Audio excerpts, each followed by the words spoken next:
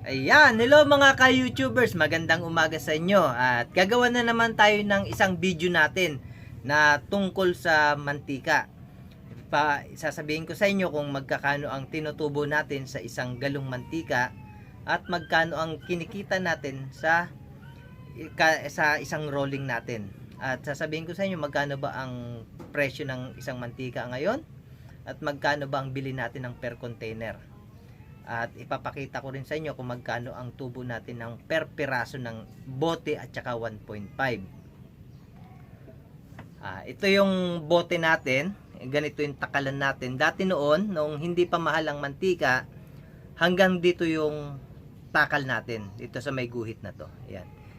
Dito tayo dati nagbe-base yung guhit na yan. Pero ngayon, sobra kasi ng mahal. Kaya medyo nagbawas na rin tayo, tapos nagdagdag tayo ng price para makakota naman tayo. Kumita tayo ng konti. Ito din naman yung ating 1.5. Ayan. Ganito karami dati noon hanggang dito. Nung ako'y nagsimula mag-rolling. Hanggang dito yung ating takal. Pero ngayon, binabaan ko na rin siya. Dahil sa mahal din kasi ng mantika ngayon. At ang basehan natin ngayon, nagbabase tayo sa price ng palengke. Hindi tayo sumusunod sa sukat sa kanila. Medyo tinataasan natin ng konti. Tapos, same lang tayo ng price sa kanila para hindi naman malugi yung ating mga customer. At ito nga guys, sasabihin ko sa inyo, magkakano ba ang kinikita natin sa mga mantika natin. Ayan. Kahapon, bumili tayo ng 4 na container na mantika. Umabot tayo ng 4,400.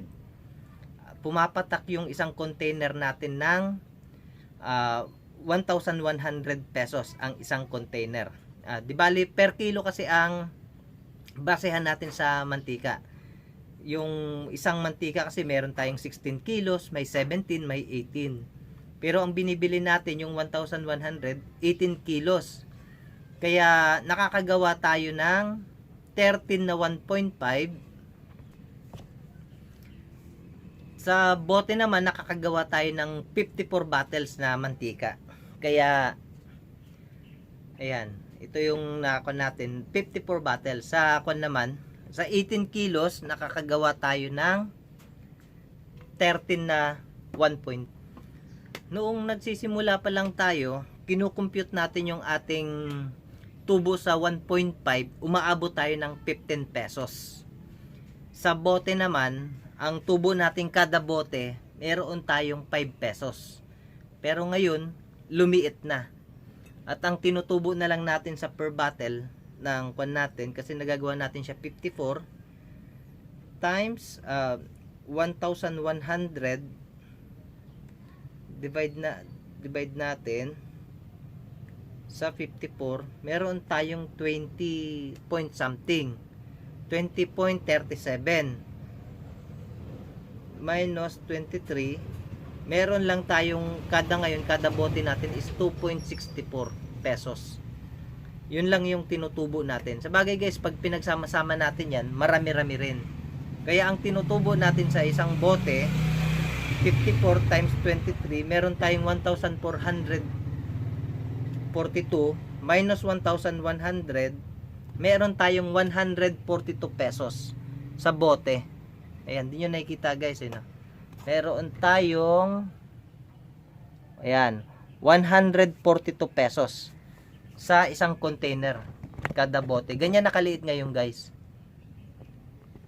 Dati noon medyo malaki-laki yung tubo natin. Sa 1.5 naman guys, ang tinutubo natin is 13 times 95, meron tayong 1,235 minus 1,100, meron tayong 135 pesos. Yan ang tinutubo natin ngayon. Kaya ganun lang kaliit yung, medyo ganun kaliit yung tubo natin ngayon. Hindi katulad dati na malaki noong mura pa ang mantika. Bagay guys, yung hindi lang naman mantika kasi ang daladal natin, meron din tayong itlog, may asukal, at saka meron tayong mantika. Ngayon sa 4 na container, dahil sa ang tubo natin is sa bote is 142 pesos plus 142, Ayan, meron tayong 284 sa isang container, sa dalawang container. Ipa-plus natin yung 135 na 270. Wala ba kayong extra sapatos din?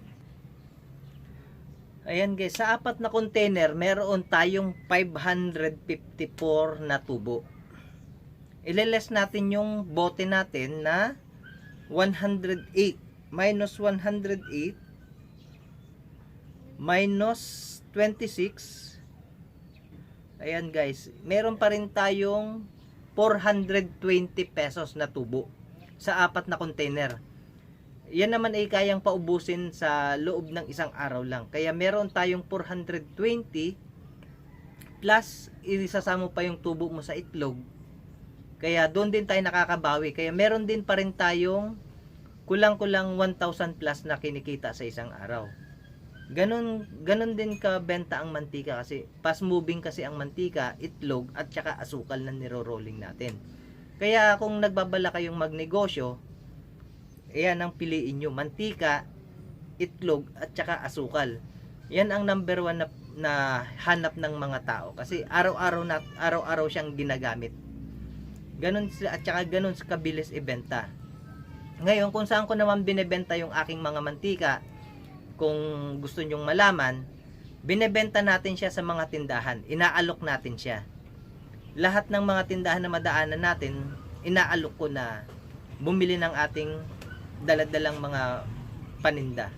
Tulad ng mantika, asukal at saka itlog. Kalimitan kasi guys sa isang tindahan, pagka inalok mo sila, mababa ng kinukuha na 5 piraso na bote, ganyan. Sa 1.5 naman, ang kinukuha nila, 1, 2, hanggang 3, ganyan. Sa isang araw guys, nakakapagbenta ako ng 120 bottles na mantika. Sa 1.5 naman, nakakapagbenta ako ng mga 30 na 1.5 a day. Kaya medyo malaki-laki din ang kinikita natin sa 1.5 guys. At saka sa bote. Diyan pa lang guys, makukuha mo na yung expenses mo pang araw-araw sa mantika. Kaya yun ang napili kong negosyo kasi mabilis siyang ibenta. Halos kasi lahat ng mga tindahan, meron silang display na mantika at yun ang hanap ng tao sa kanila. Kaya ako guys, kung nagbabala kang magnegosyo, yan, maghanap ka ng murang supplier ng mantika at magandang quality. Yun yung isang tips para bumili sa iyo ang mga tindahan. Kasi noong una, sa experience ko, nung una ako nagbenta, ang hanap nila is yung malinaw, yung medyo clear, hindi siya madilaw gaano. Yung tinatawag pa nilang spring, kasi yung palm oil natin madilaw. Tapos noon, naghahanap ako ng medyo light ang kulay niya. Palm oil siya pero light ang kulay niya. Yun kasi ang gusto ng mga tao, kaya doon ako nakilala noon at naghanap ako ng medyo light yung kulay ng mantika natin. Kaya marami na akong suki sa mantika natin. Kaya ngayon nakakapagpa-deliver na tayo sa truck. Nakakakuha pa lang tayo ng 20 na container. Yun yung panimula natin. At papakita ko na sa inyo guys yung mga mantika natin na nair. At ito nga yung ating mga mantika. Ito. Ayan guys. Meron pa sa silong yung mga mantika natin. Ayan.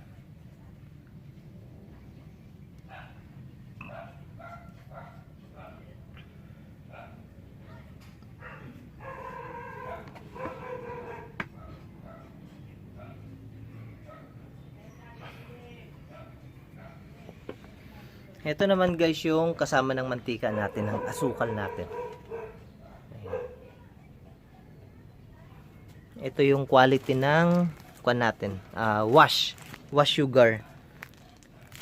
Plain na rin siya, hindi siya katulad nung dati na wrap pa yung niya, pagkaka-wash niya. Ngayon para na rin siyang pino. Ang kaibahan na lang nila yung kulay. Ito medyo siya ng konti. Brown, na lang siya, brown na hindi naman siya totally brown. Medyo light na lang yung kulay niya. Ito yung tatak ng natin. Kasa. Ito yung wash sugar natin. Tapos ito yung ating mga 1.5 guys. Ayan. Ayan yung mga 1.5 natin. Nakahilira sila. Ito pa guys, meron pa rito. Kasi masyado lang, ayan, kalat-kalat yung ating 1.5, no? Ayan.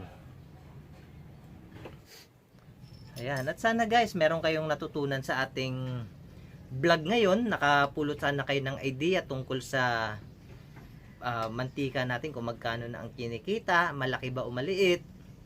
Kasi pagka malaki ang presyo, mataas ang presyo, maliit ang tubo natin. Pero pagka mababa ang presyo ng mantika, malaki ang tubo natin. Ayan. Kaya habang mahal ang mantika guys, tiyaga-tiyaga tayo mag-rolling ng maramihan para makuha natin yung quota natin sa isang araw. Ayan, di bali guys, bawing-bawi naman. Subukan nyo.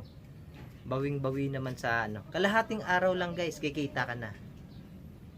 Dati kasi namamasada ko, pero pinili ko pa rin mag-rolling dahil half day pa lang, makukuha mo na yung quota mo sa isang araw. Kikita ka na, tapos makakapag-relax ka na sa hapon. Gagawin mo na lang kunting repack. Ayun. Kung hindi ka pa nakasubscribe sa aking channel, subscribe na. At pindutin mo na rin ang bell button, ma-notify ka sa aking susunod na video. Ayan. Salamat guys sa panunod ng aking video.